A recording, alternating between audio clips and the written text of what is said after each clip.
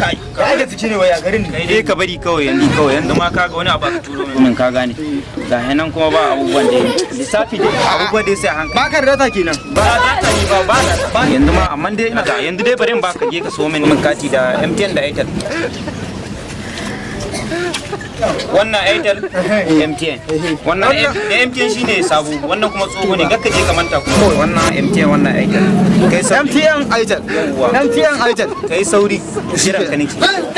ina nan kai sauri kai ba ko ina ba kada da ka baka nan ina nan karka da MTN Airtel karka tafi ko ina fa ina nan kai sauri ka zan dawo kaka samu da kai sauri karka samu da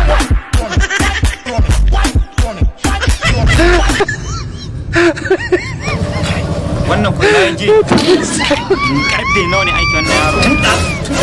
wannan hanya da lafiya ko nawa gaskiya bai kyauta ba ina yaje ko shi yana hanya da lafiya ko ina yaje ko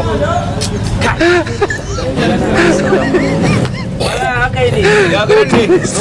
ya kace wai ina aice malam Nasir tun da zuwa wallahi ban gan shi ba karfe nawa ya akai kayake shi a kace yana da matsala matsalan nan na sani ake nan wannan tun da ni ganshi na da gudu yanzu ban san ma ina zan je neman shi wai ina ne ma zan je nan ne ina waje ina can shagon Sama'ila a nan bayan nan wuce to mu je da Allah mu je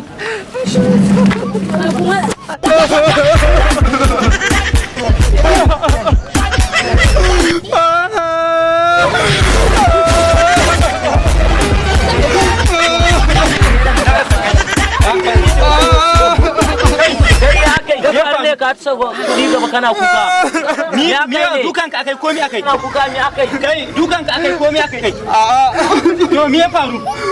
me akai wallahi na manta titi MTN din wai ta aitar an samu matsala ai ina ganka wannan yana taba hankali kana ganin shi mala